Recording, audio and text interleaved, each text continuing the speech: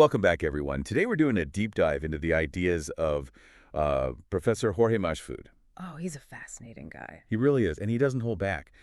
Um, we're going to be looking at basically this recent interview he gave where he talks about everything. I mean, U.S. foreign policy, the whole global power dynamic thing. Yeah, he's got some pretty strong opinions about, where things are headed. Definitely. So if you're at all interested in geopolitics or, just like understanding the world today, I think you're going to find this really, really interesting. I think so too. Okay, so right off the bat, Majfud uses this phrase, new Cold War, to describe what's going on between the U.S. and China. Right, right. That's a term we hear a lot these days. We do, but what I found insightful was how he actually breaks down the parallels to the original Cold War. He's not just throwing the phrase around, he's actually making these really, really interesting comparisons. Yeah, and he doesn't just, talk about the military stuff. He also brings in the economics, the technology, even who controls the resources. Exactly. It's this whole big picture view of this situation. Yeah. And one of the things he does, which I thought was really, I don't know, kind of mind-blowing, is how he connects conflicts like the war in Ukraine and even what's happening in Palestine. Oh, right, to this new Cold War idea. Exactly. He sees them as the modern-day versions of those proxy wars we had during, the first Cold War, like Vietnam. Yeah, these conflicts aren't just isolated incidents. They're all part of this bigger, power struggle between the U.S. and China. It's like a global chess game or something. It really is. And it makes you wonder, where do countries like Mexico and Canada fit into all of this? I mean, they're right there on the U.S.'s doorstep. And Majfud had some pretty interesting things to say about that. Yeah, he did, especially about U.S. ambitions in those areas. He actually suggests that the U.S. might be more likely to lose states in the future than gain new ones. Whoa, that's a bold statement. I mean, you think about U.S. history, it's all about expansion, right? Exactly. So this idea really kind of flips the script on that whole American exceptionalism narrative. So what's his reasoning behind that?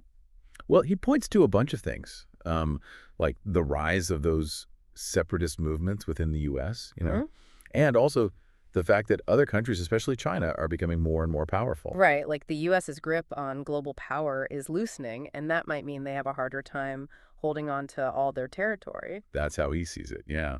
And, listening to him talk about U.S.-Mexico relations, it really it made me realize how much I'd forgotten about the history between those two countries.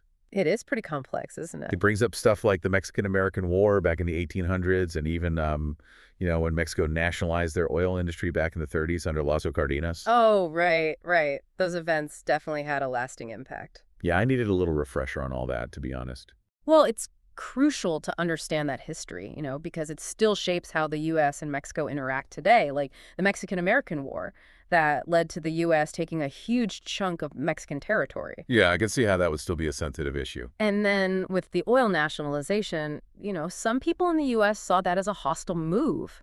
But it was Mexico standing up for their sovereignty, So it's like there's all this historical baggage weighing down the relationship. Exactly. And Majfud's point is that all this historical stuff combined with, the current global tensions, it could make things between the U.S. and Mexico a lot more volatile, especially if someone like Trump gets back into the White House. Oh, man, don't even get him started on Trump.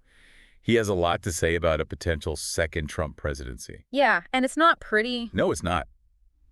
He actually lays out 4 specific reasons why he thinks Trump II would be even more aggressive on the world stage than the first time around.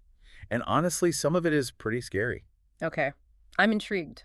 Lay it on me. Well, first of all, he says that if Trump gets a second term, he won't have to worry about re-election anymore, right? Sure, he'd be a lame duck. Exactly. So he could just go all out, No more holding back, no more trying to please voters, just pure, unadulterated Trump. Oh, boy.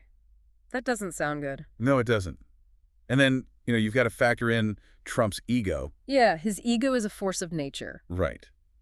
Majfud basically argues that Trump might do some crazy stuff just to, cement his legacy. Yeah, he might make decisions based on what he thinks will make him look good in history books, not what's actually best for the country. That's a chilling thought. It is. Yeah. And then, you've got the whole rise of the new right, both here in the U.S. and globally. Which is something Majfud sees as a real threat. Oh, absolutely. He sees them as a much more openly anti-democratic force. Yeah, okay. And he thinks that if Trump gets back in, it'll just embolden them, give them more power. So a second Trump presidency could actually, accelerate the rise of the new right. That's his argument. And then finally, he ties it all back to his idea of the U.S. as a declining empire. He's saying that as empires start to lose power, they often lash out, become more aggressive and desperate. Like a cornered animal. Yeah, kind of. And he thinks Trump could really make that worse. Yeah. So yeah, his vision of a Trump II administration is, well, it's not very optimistic.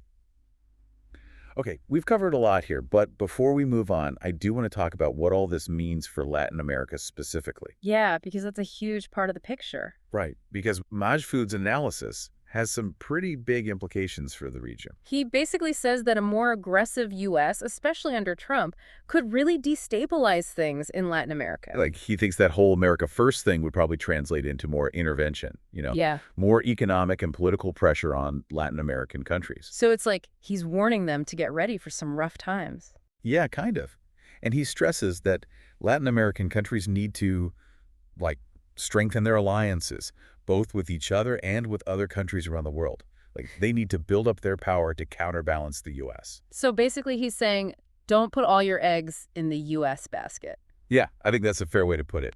He wants Latin America to be able to chart its own course, not just be dictated to by the U.S. It's about autonomy, right? Exactly. Okay, so we've got this whole new Cold War thing, the potential for U.S. aggression, and now we're talking about the impact on Latin America. It's a lot to take in. It is. But Majfud doesn't stop there. He also talks about other potential flashpoints around the world, like the war in Ukraine. He even brings up the possibility of Trump negotiating a peace deal. That's an interesting thought, given Trump's history with Putin. Right. And Majfud acknowledges that, Trump's ego might actually push him to try and broker a deal, just to show everyone he can do it. A classic Trump move. But is Majfud buying it? Does he really think Trump would be motivated by peace? Well, he does inject a healthy dose of cynicism into that scenario.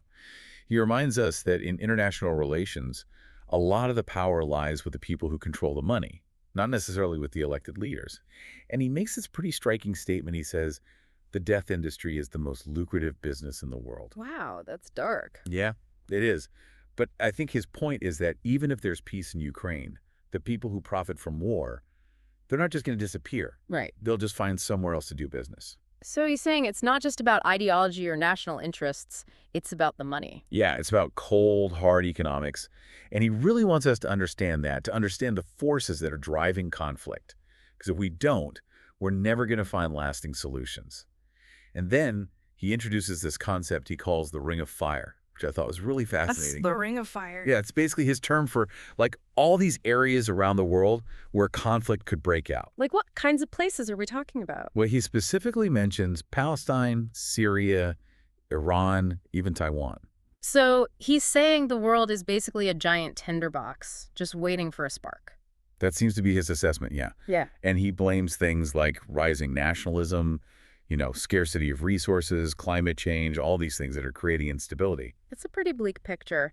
But he doesn't just focus on the negative, right? I mean, he also offers some insights into what's driving all this, like the societal and economic factors. And he talks a lot about the rise of the new right. Yes. He really dives into that. So what's his take on that? Why are we seeing this surge in right-wing populism around the world? He blames it on a lot of things, like economic failures, and people being frustrated with neoliberalism. Okay, let's pause there for a second. I think it's important to explain what he means by neoliberalism. Oh, yeah, good point. Basically, neoliberalism is this economic system that emphasizes free markets, deregulation, privatization, all that stuff. It's been the dominant model for a while now, but a lot of people are starting to criticize it. They say it's led to inequality, hasn't it? And that it's not doing enough to address climate change or social justice issues. Exactly. And so Majfud's argument is that the new right is basically exploiting those anxieties. Yeah. They're offering these simple solutions that often involve scapegoating certain groups. Like immigrants, minorities, political opponents. Right. And they're promising to bring back some kind of, mythical past when everything was supposedly great. And that kind of rhetoric can be really dangerous. We've seen it play out in a lot of different countries. We have. And Majfud is really urging us to learn from history, to recognize these patterns and try to prevent things from spiraling out of control. But he's not just all doom and gloom either. He also talks about the need for critical thinking, independent analysis. Right, he's not trying to tell people what to think, but how to think. Exactly. He wants us to challenge assumptions, to really engage in thoughtful debate and come to our own conclusions. And that's what I love about this deep dive. It's not about spoon-feeding information. It's about giving people the tools to understand the world, you know? It's about empowering people to become informed and engaged citizens, to participate in the conversation and shape the future. Exactly. Okay, so I think we've covered a lot of ground here in part one. We've explored Majfud's ideas about this new Cold War, the potential for U.S. aggression, the Ring of Fire, and the rise of the new right. Yeah, we've also talked about the importance of understanding history and, the economics behind all of this. Right, because it's not just about politics. It's about understanding the deeper forces at play. But we're not done yet. In part two, we'll delve even deeper into Majfud's analysis of the new right and explore his thoughts on what all this means for the future. One of the things that really struck me about Majfud's analysis is how he connects the rise of the new right to what he sees as the decline of the traditional left. Yeah, he's not exactly pulling any punches there. Yeah. No, he's pretty critical. He basically accuses the left of abandoning the working class. They've embraced this neoliberal economic ideology. Which he sees as a betrayal. Exactly. And he argues that this has left a lot of people feeling disillusioned and disenfranchised, and that's made them vulnerable to the appeals of right-wing populism. It's like the left has created this vacuum that the new right is rushing to fill. That's his argument. And he's not just talking about the U.S. either. This is a global phenomenon. We're seeing traditional left-wing parties struggling to connect with voters all over the world. And in their place, we see these charismatic figures, these strong men, who offer simple solutions to complex problems. Yeah, they tap into people's fears and anxieties, their anger and resentment. They offer scapegoats and promise to restore some lost golden age. It's a powerful narrative. Yeah. Especially in times of uncertainty and change. And it's one that's played out many times throughout history. Which is why Majfud is so insistent that we learn from the past. That we understand these historical patterns and how they can repeat themselves. He's saying we can't afford to be complacent. We need to be aware of the warning signs and take action to prevent history from repeating itself in even more dangerous ways. So it's not just about understanding the problem. It's about finding solutions. Exactly. And that's where he talks about the importance of critical thinking, of independent analysis. He Yeah. doesn't want us to just accept what we're told. He wants us to question assumptions, to dig deeper, to really engage with the issues. And that's what I love about this deep dive. It's not about being spoon-fed information. It's about empowering people to think for themselves. It's about giving them the tools to navigate this complex world, to understand the forces at play and to make informed decisions. It's about becoming active participants in shaping the future, not just passive observers. Exactly.